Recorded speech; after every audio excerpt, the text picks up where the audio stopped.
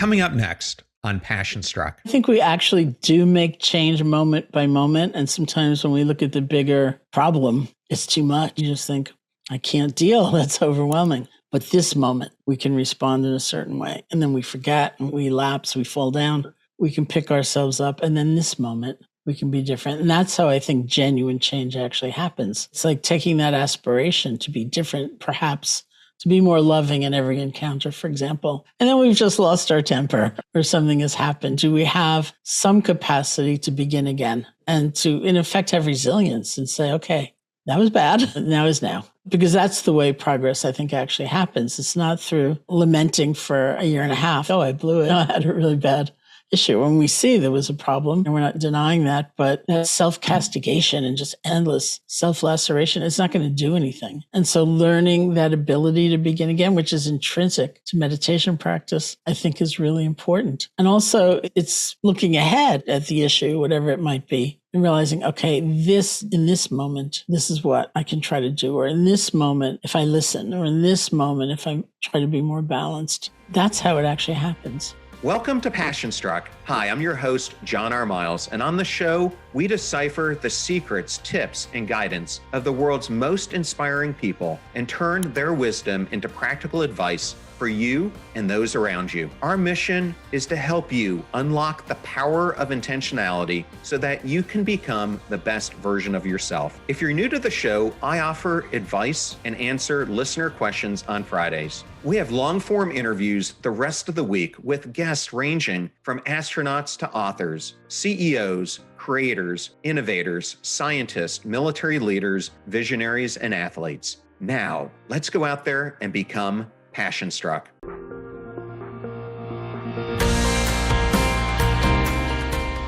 I am absolutely honored and thrilled today to have Sharon Salzberg on Passion Struck. Welcome, Sharon. Thank you so much. Sharon, you've been a pioneer in bringing mindfulness and loving kindness meditation to the mainstream American culture for over 5 decades now. What initially drew you to meditation, and how have you seen the landscape of mindfulness evolve over those 5 decades? That's the second part is a very long answer. I went to India as a college student. I was 18 years old. It was my junior year because I went to college early. And in my sophomore year, I'd done an Asian philosophy course. Really, honestly, as far back as I can recollect, it was happenstance. I had a philosophy requirement. I looked at the schedule. I thought, oh, that's on Tuesday. How convenient. That'll fit in. And the course totally changed my life. And it was in the context of that course that I heard much more deeply about meditation, that methods, techniques existed, that if you undertook them, you could potentially be a whole lot happier. And I was not a very happy person. I had a very traumatic childhood, as many people do. And I was going to college in Buffalo, New York. So I looked around Buffalo because I really wanted the practical how to, like, how do I experiment with this stuff? And I couldn't find it anywhere. So I created an independent study project and said, I want to go to India and study meditation. And the university accepted that, and off I went. So that was my junior year abroad, basically. And I look back at that moment so often. I'd grown up in New York City. I was going to college in Buffalo. I'd never even been to California before. And I was a very frightened person. I was a very fragmented person. And suddenly I'm thinking, I'm going to go to India. And I did it, which was really an amazing moment. And I stayed a little longer than my year, to be honest. Came back, finished school, went back to India, and finally was coming back in 1974 for what I thought was going to be a short trip back before I went back to India for the rest of my life. And it ended up being the rest of my life with just some relatively briefer visits to India or Burma or other countries to study. So when I first got back, I'd be at a party or some social situation. I wasn't teaching by then because one of my teachers had told me to teach when I got back. So I'd be introduced, or people would say, what do you do? Which is the thing we tend to say. And I say, I teach meditation. And people would often kind of go, oh, that's weird. Or sometimes they'd say to me, did you meet the Beatles over there? And I'd say, no, sadly, they went when I was in high school. But of course, I've seen an enormous change. And The word mindfulness back in the day was never used except in a very particular, almost like scholarly context. If you were looking at things like Buddhism, but now you see mindfulness everywhere. And the idea of the practices, the techniques as separate from a belief system, I think has really taken root, which is great. And there's research, there's science, which never used to exist, which I also think is great. And so it's really everywhere. It absolutely is everywhere. And I remember being first exposed to it in the most unrealistic place I ever thought I would get exposed to it. And that was I was stationed with a Navy SEAL team, Navy Special Warfare Unit 10. And I found that they were using yoga and mindfulness to help them get into their inner self so that they would have calmness when they went into combat like situations. But I have to tell you, when I first started to practice it, I thought meditation was a bunch of horse crap. And it was very difficult for me because when I first started, I sat in the cross leg pose and just found myself mindlessly wandering all the time. And I guess I realized that was part of the path to learning how to meditate, because recognizing that your mind is wandering is the first step to bringing it back. But for those who might be listening to us today who aren't really that exposed to meditation, I think there's a common misconception that this is a challenging practice that's reserved for the few. How is mindfulness and meditation available to everyone? Well, I think there are a couple of ways. I think we can talk about meditation as a dedicated period, which you can do in any posture, sitting, standing, walking, lying down, where your intention for that period is to see if you can cultivate qualities like awareness and balance, compassion or kindness. And you're not sitting down to also think, let me figure out my vacation plan, or what about my strategic plan for the company? And those things may come up, but that's not your goal. So it's a very dedicated period. And that period actually doesn't need to last that long. I have a friend, Amishi Jha, who's a neuroscientist at the University of Miami, who studies meditation in high stress professions, military, high performance athletes, first responders. And what her lab has found is that 12 minutes a day of this kind of dedicated practice, 3 to 5 times a week, will actually make a difference in people's lives. And I always tease her. I say, first of all, I don't know if it's that healthy to go for the bare minimum. And also, for me as an individual, 3 to 5 times a week doesn't really work. Because if it was me, it'd be Monday, and I'll think, I'll start on Wednesday. And then it'd be Wednesday. I'll think, I'll do it 3 times on Saturday, and I'd never do it. But every day is every day, and that's easier for me.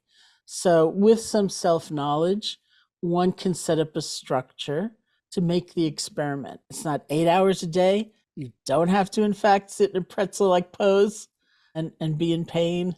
Any posture would do. And if you're sitting, you can sit comfortably.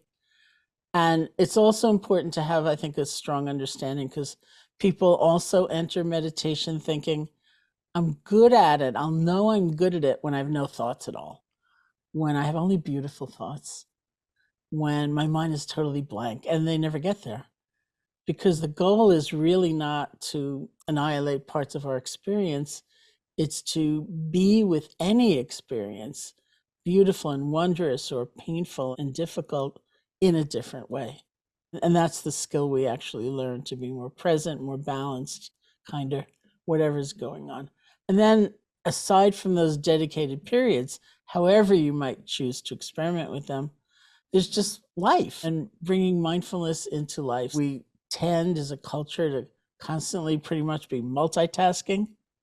And it's like you say to yourself, just for a little bit of time, not enough to blow up my to-do list, but a little bit of time. Let me just drink this cup of tea or coffee and not also be checking my email and also on Zoom and also doing this. Let me feel the warmth of the cup, smell the tea, taste the tea, or whatever. And it's just sprinkling these moments. Or maybe the most famous recommendation came from the Vietnamese teacher Thich Nhat Hanh, who said, Don't pick up your phone on the first ring. Let it ring 3 times and breathe. Then you pick it up. So I once gave that piece of advice. I was teaching in a financial firm in New York City.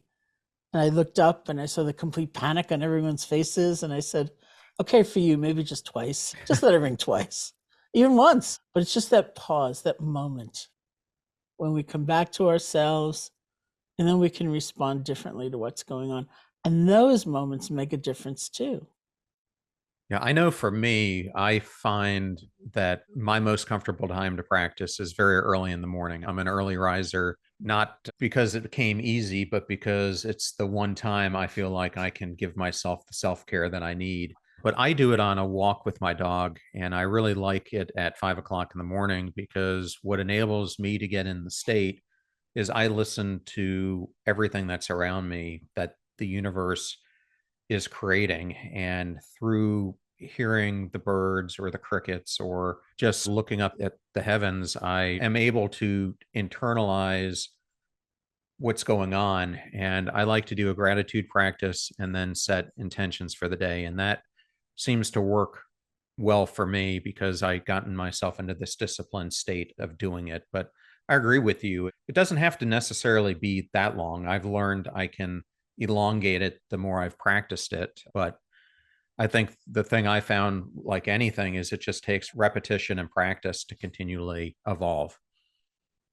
I think that's true. And I think a really key component when one is practicing with intention, like a gratitude practice, which I think is very beautiful and very healing, is that it's not forced and it's not coerced. It's not something violent. It's really, for many of us, it's like saying, I think I'll give a little airtime to something that is true, but often overlooked by me.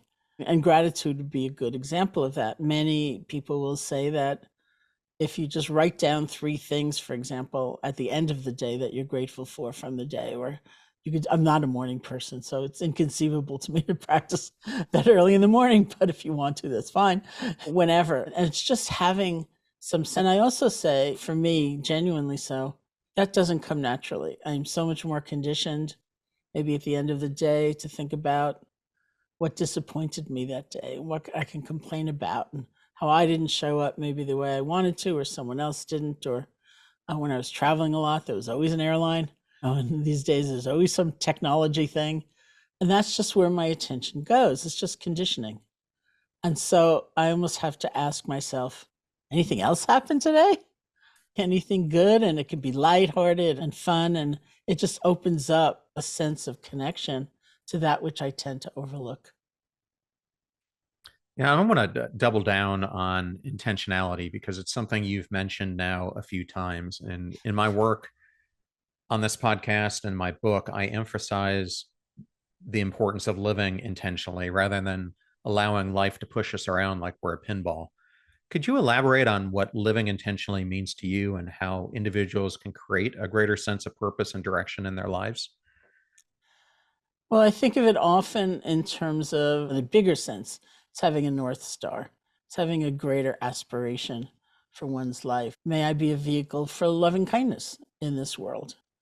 And if that is your North Star, if that's really how you want to guide your life, then maybe your job in particular is not very fulfilling in terms of the job description, but you have the opportunity every conversation, every encounter, every meeting to see if you can bring forth that deep intention from within you. And so there's a larger picture of what can guide our life. And that's a real salvation. Otherwise, we do just flounder around. We have so many ups and downs any single day, and so much not having, not working exactly as what we would want it to. And so we can feel either we're sleepwalking through life or we're just even bitter and disappointed. And instead, we can bring to life what we really care about. And we forget it, of course, and yet we can return. And again, touching on that deeper sense of meaning.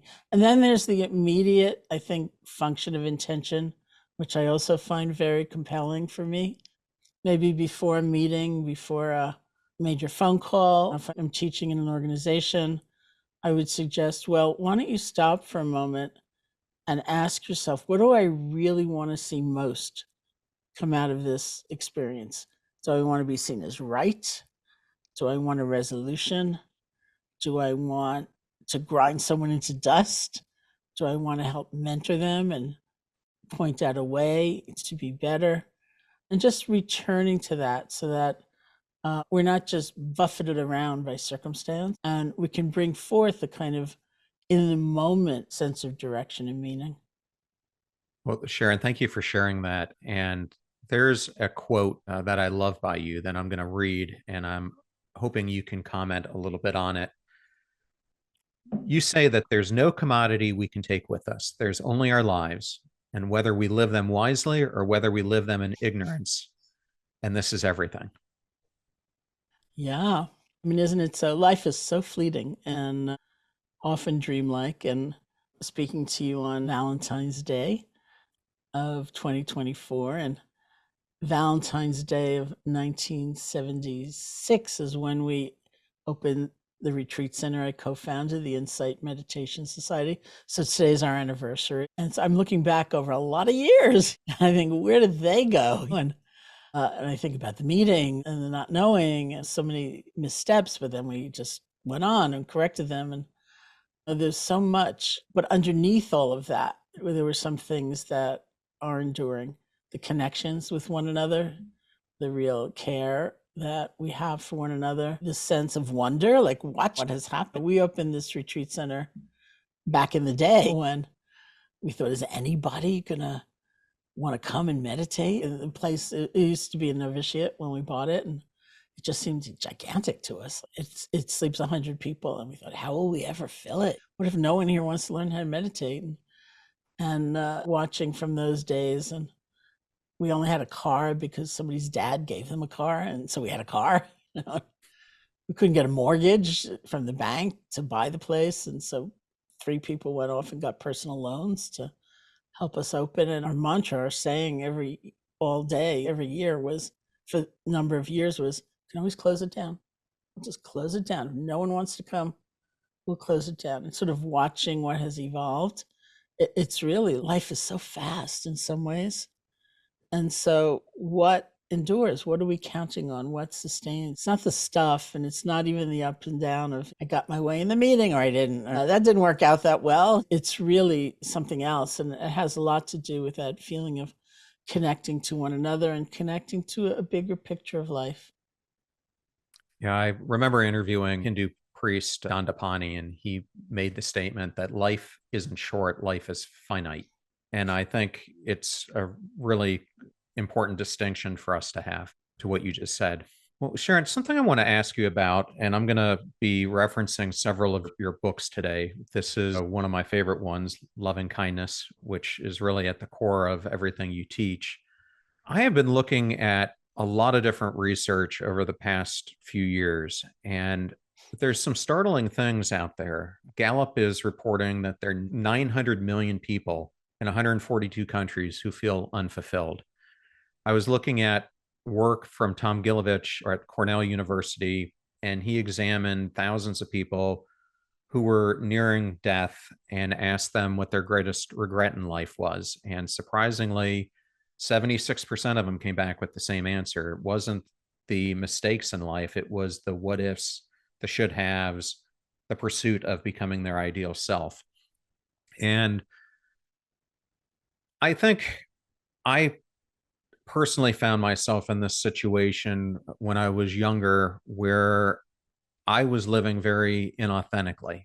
And I found that it was almost as if my days had become a masquerade, and I was wearing this mask of pretense that was really hiding who I was because I was trying to show up in the way that society wanted me to.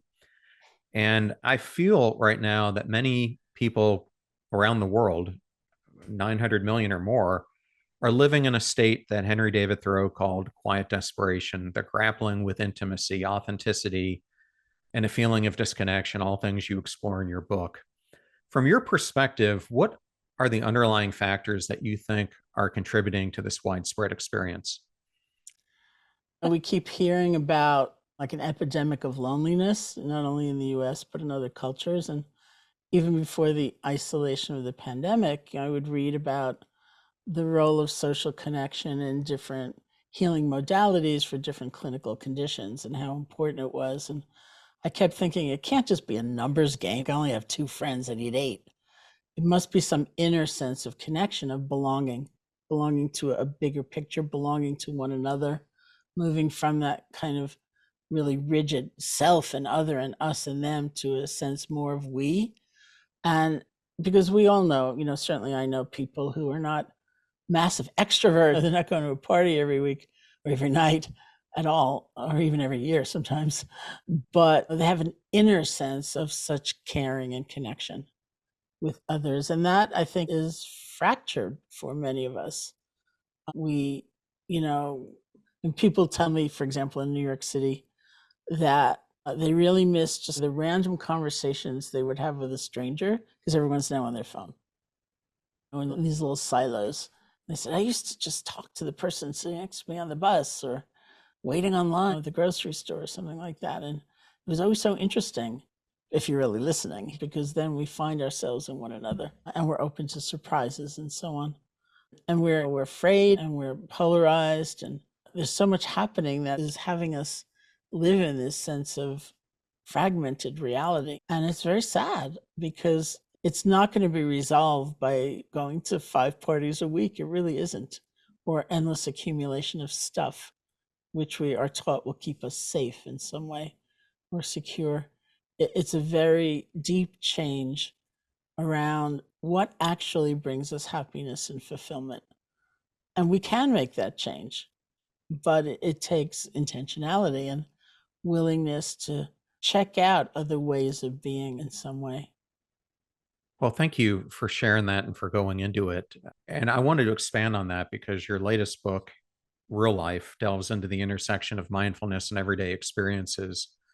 How do you believe cultivating mindfulness can empower individuals on their journey to becoming their ideal selves? I think it happens in a number of different ways. I think there is a sense of we compared to self and other and us and them in a kind of ossified form, which we tend to live in, that just develops naturally. I mean, I've had countless students, for example, say to me, I was taking a walk and somebody came up to me and asked me for $1. And I gave them $1 because that is my habit, to give them $1. But this was the first time I ever looked that person in the eye and realized that's a human being. And so many of those experiences are available to us because we are all human beings with hopes and dreams and frailties and efforts and all of that. And so it's not like we enter some fog of delusion, like everything's fine, because it's not all fine, and everyone's behavior is fine, because that's not all fine either. But we can have a sense of kind of cherishing the humanity of us all, including ourselves, and wishing well for those who are suffering and those who are causing suffering. May they come out of it. May they see more clearly in some way. And that's available to us. And I've seen that over and over again. That's just a natural unfolding. There's also a sense of curiosity that can develop. We learn it in the internal work. We develop an interest in our experience instead of fighting it or being lost in it in some way. And we can take that interest and curiosity right into our relationships, our encounters, our situations. And it totally enriches our lives because we're always learning and getting new perspectives on things and things like that. I think of the stress dynamic, which is a dynamic, and there's the pressure or circumstance or incident that's happening, and there's the resource with which it's met. So that resource is both our inner strengths and sense of community, not feeling so alone. And it makes a difference. We know that from ordinary life. Maybe you didn't sleep last night and you go to work and you overhear a comment and you just take it to heart. And that's the most terrible thing. And in contrast to you had a beautiful night's sleep and a breakfast with loving friends and you feel on top of the world, and you go to work and you hear the comment and you think, the person's having a really bad day.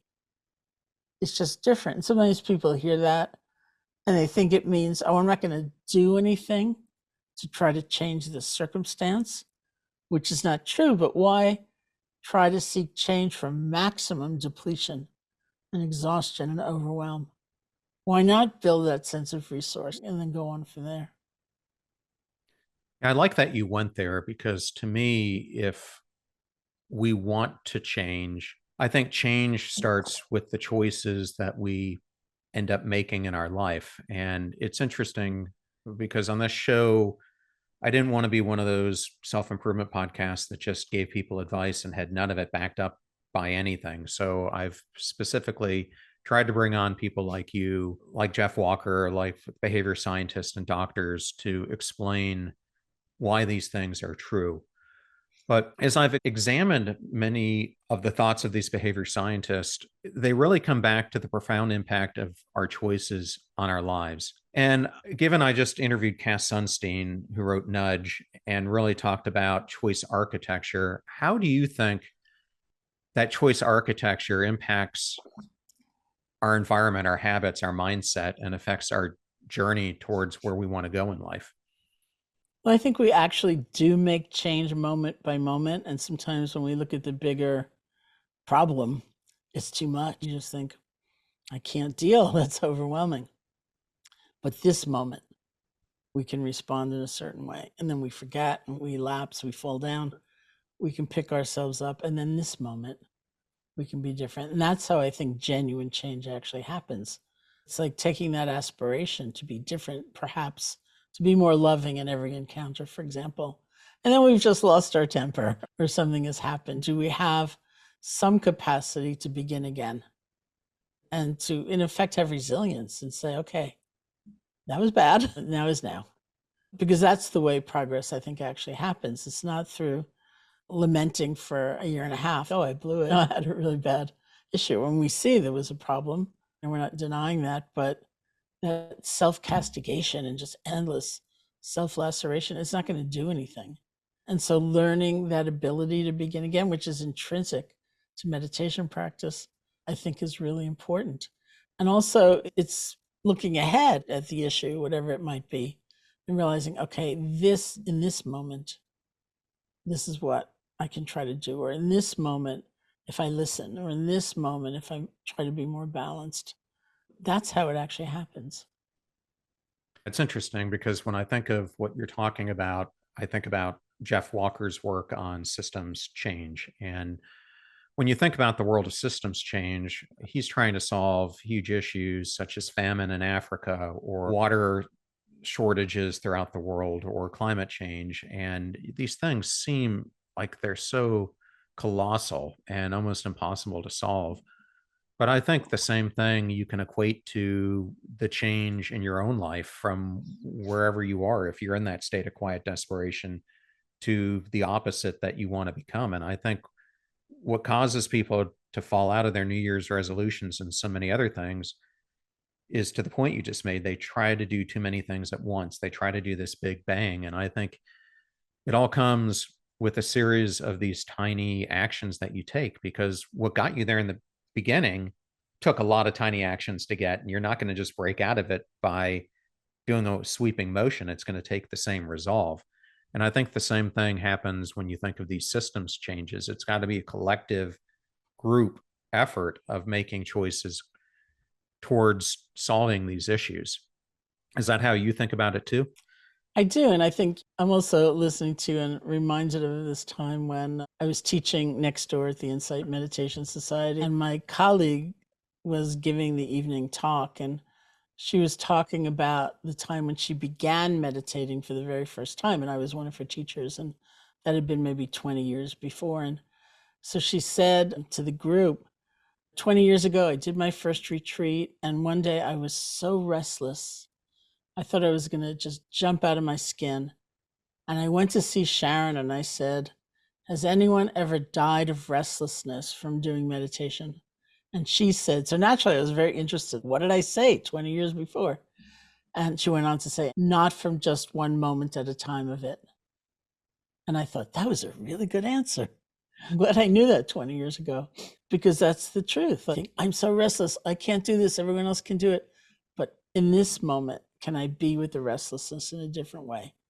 Can I give myself a break and have some kindness, or try this to bring some more balance? But just this moment, and just this moment, and this moment of grief, or this moment of sorrow, this moment of disappointment, even this moment of joy, because we tend to overlook it. We may have a very weird, many people do, relationship to pleasure and joy. I don't deserve it. I'm not going to let it in. I'm too busy, whatever it might be. And to actually stop and say, okay, for this moment, I'm going to take it in.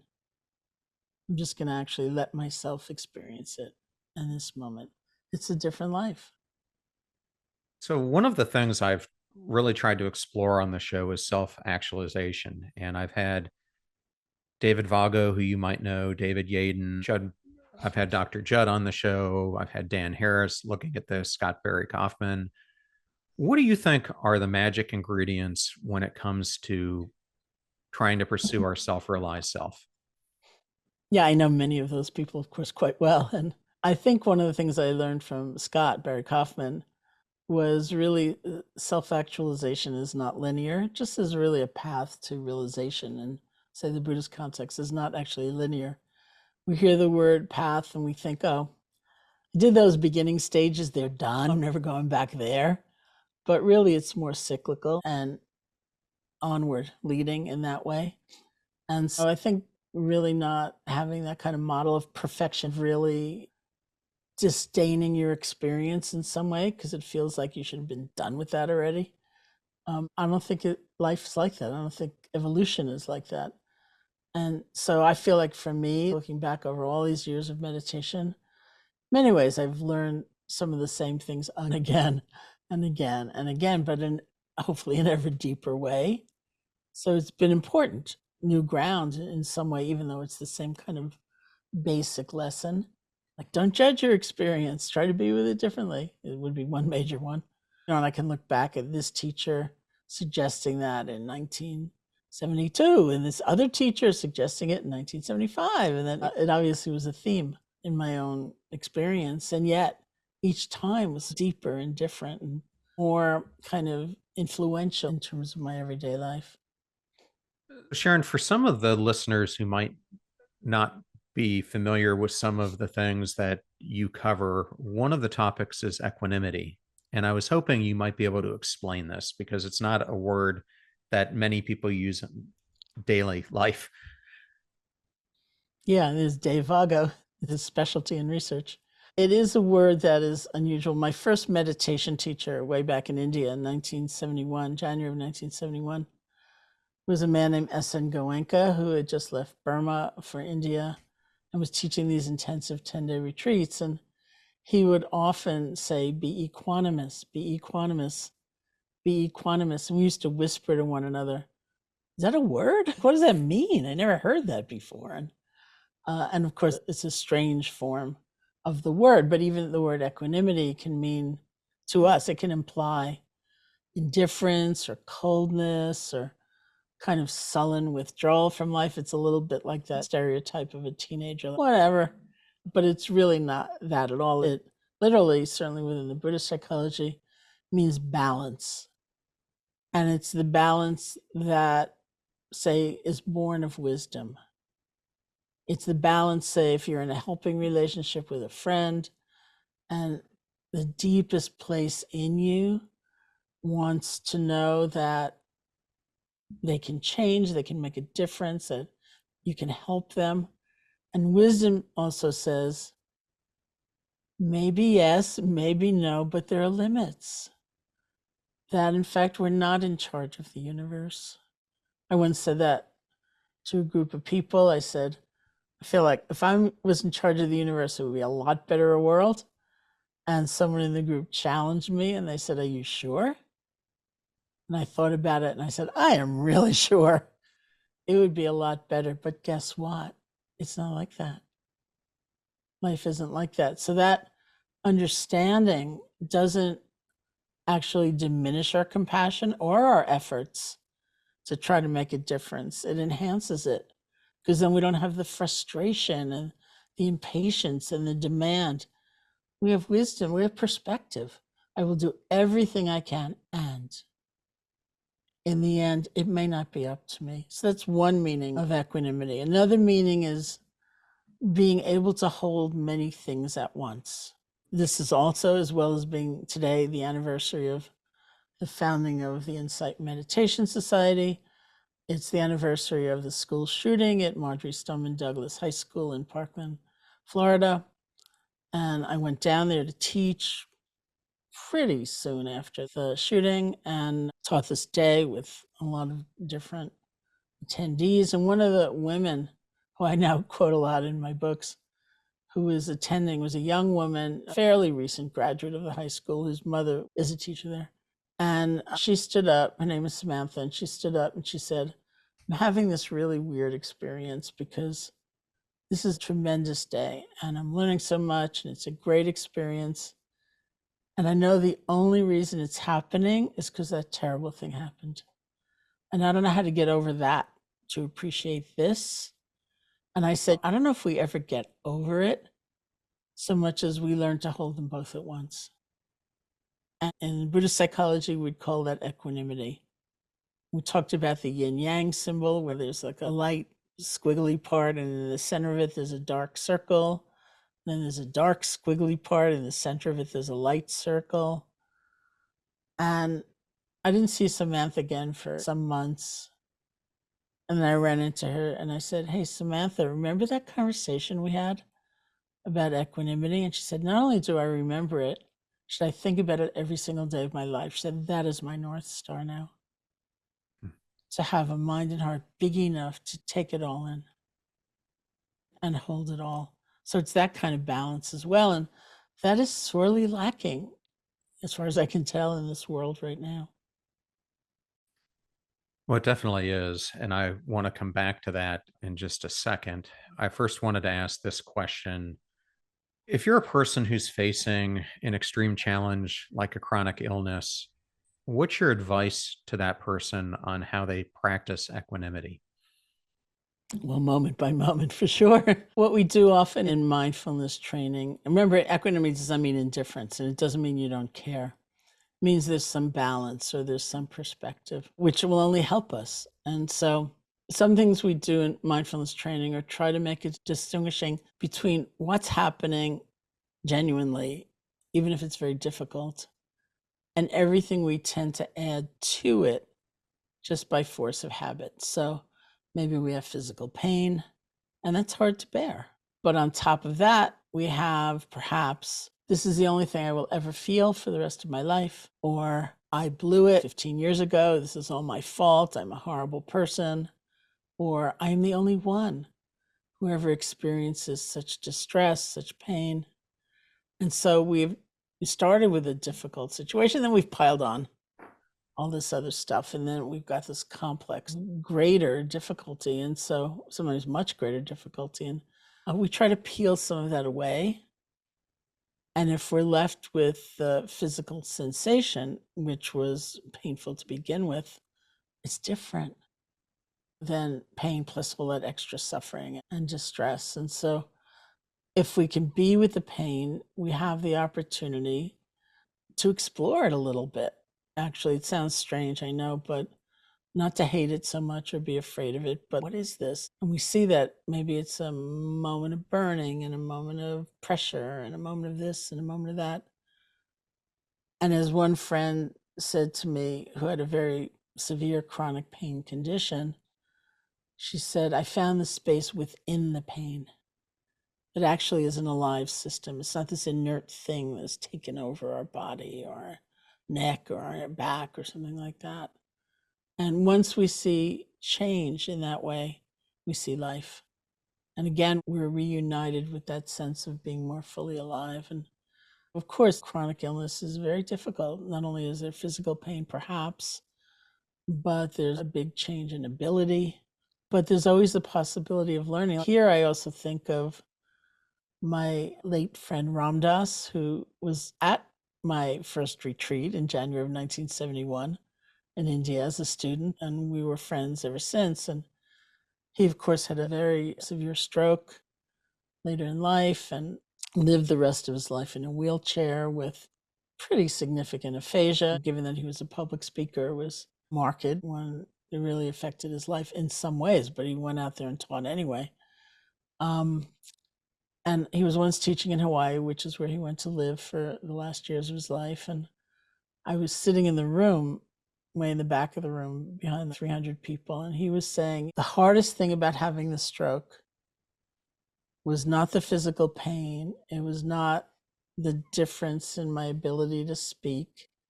It actually was in allowing people to help me. And I knew it was true because I'd known him all these years, and he was a giver. He was the one who would help others. He was the first person I knew who worked with dying people, who worked with prisoners, and he was always kind of out there trying to make a difference. And yet he had a very difficult time. I mean, you couldn't really give like a birthday present or compliment. It was very difficult for him to receive. So he said, I had to learn to receive, and that, he said, it was the hardest thing and the most liberating. He said, one of my famous books was called How Can I Help? Now I feel like writing a book called How Can You Help Me? And knowing him as long as I had and as well as I did, I knew it was really true that he was the giver.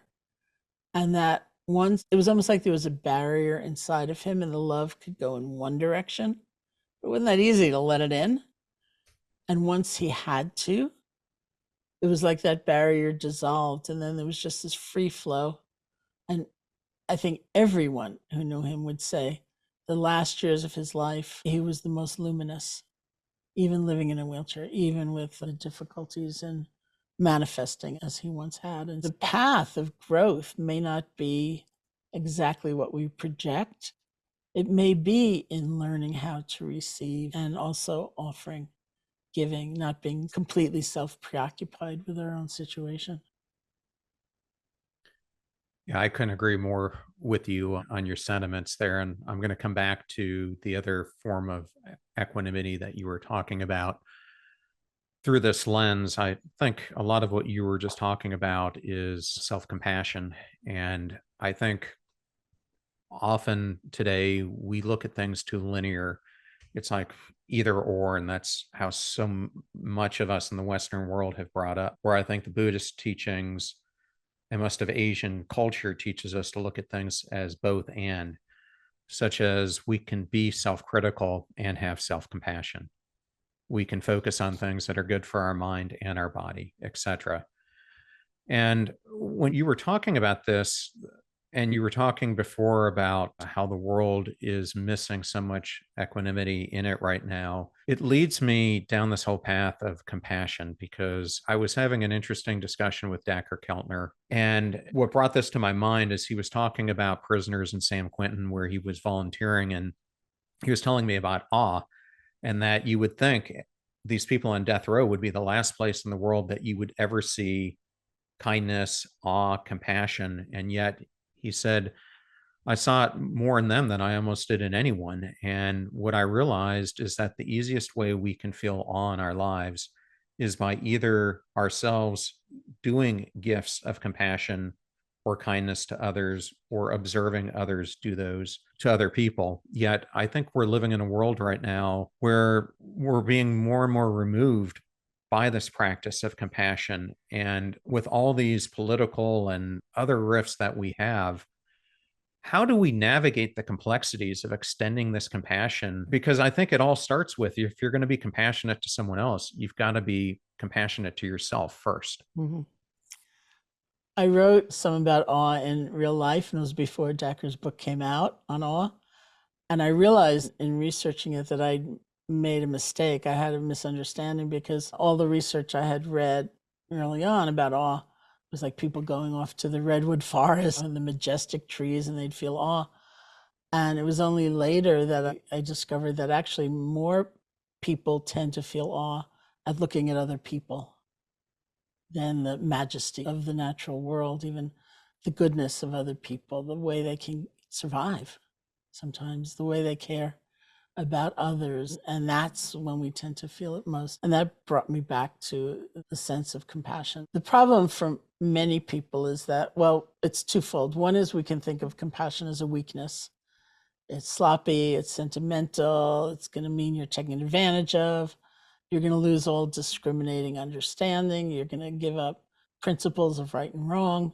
You get stupid, basically, is what people think sometimes. And the other part is that even if you honor the sense of compassion, it's a very Western idea that it can't be developed, it can't be trained. And I don't know if we tend to think of it as a gift and you either have it or you don't. And if you don't, you're out of luck.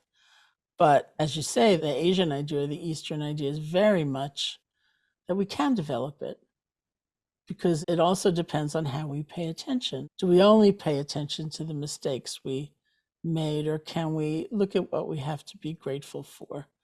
Can we connect to one another in a different way so that when we make a mistake, we realize, well, this is part of the human condition.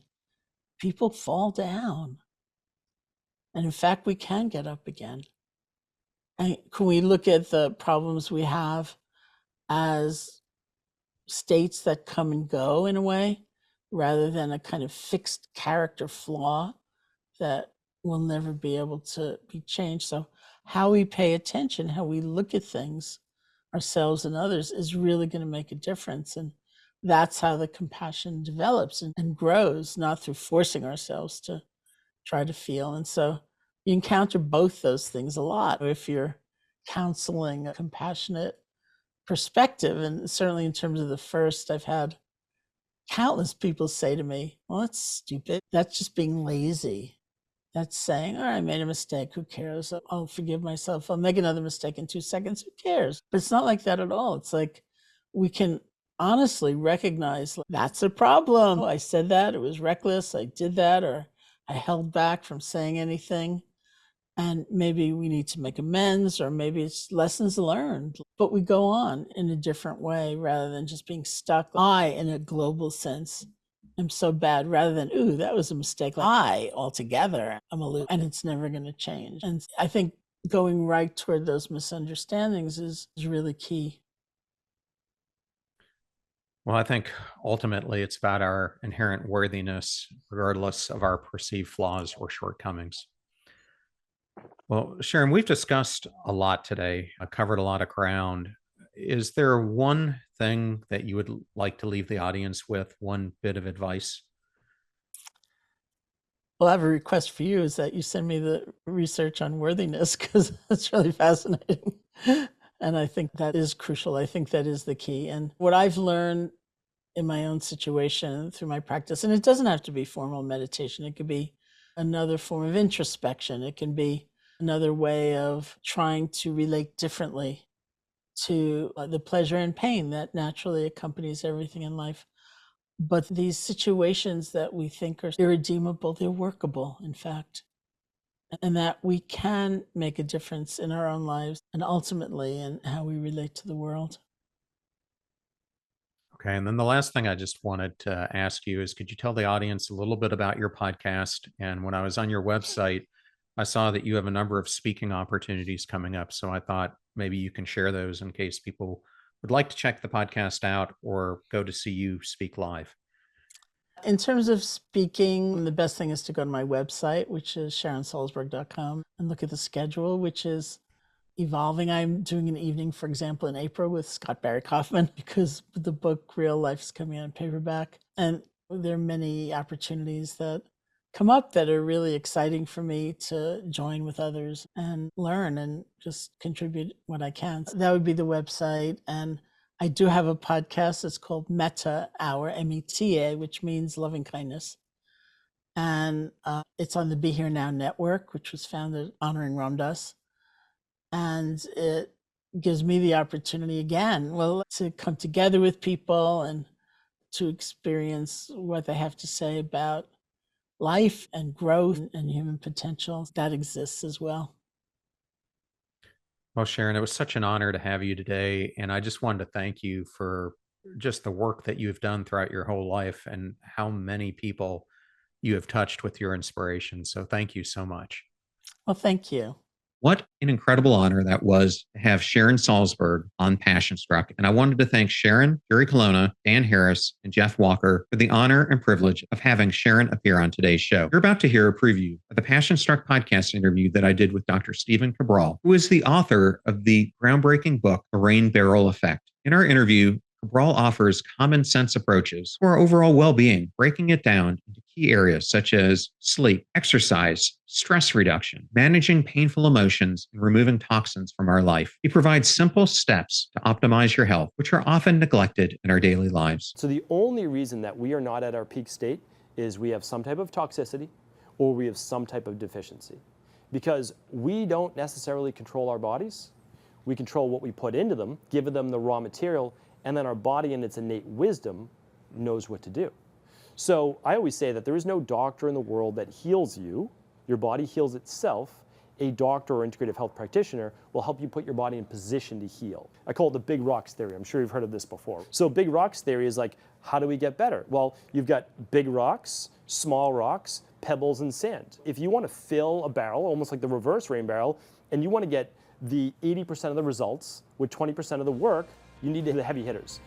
Fix the nutrition, fix the sleep, and work on the stress, like these types of things. And take good nutritional supplements just to fill up your deficiencies. Remember that we rise by lifting others, so share the show with those that you love and care about. And if you found today's episode with Sharon Salzberg useful, then definitely share it with someone who can use her advice that we gave here on today's program. In the meantime, do your best to apply what you hear on the show so that you can live what you listen. Until next time, go out there and become passion struck.